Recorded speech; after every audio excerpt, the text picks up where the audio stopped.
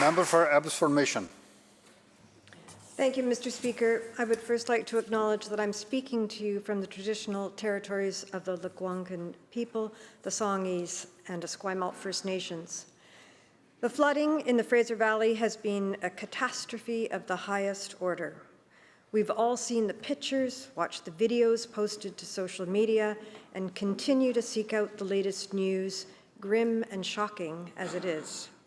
We're desperate to not only know more, but to somehow make sense of it all.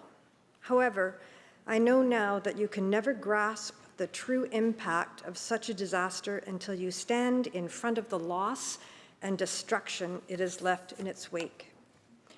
2 days ago, my colleague, the Honourable Member for Saanich South, as well as the Member for Delta South, joined Abbotsford's Mayor and me to meet with blueberry farmers and others to hear their stories and help us understand what was lost by these people and their families.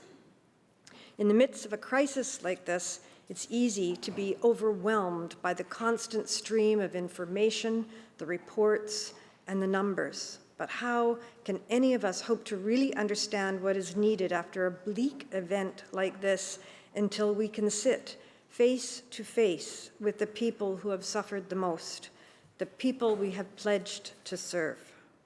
The bad news is that we're still trying to assess the depth and scope of what has been lost and how best we can respond.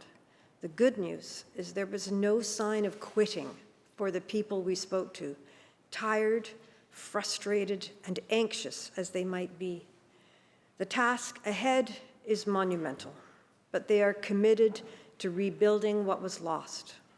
I don't have all the answers to what comes next, but thanks to the empathy and openness we were shown, I now better understand the questions we are to ask as recovery begins. Thank you, Mr. Speaker.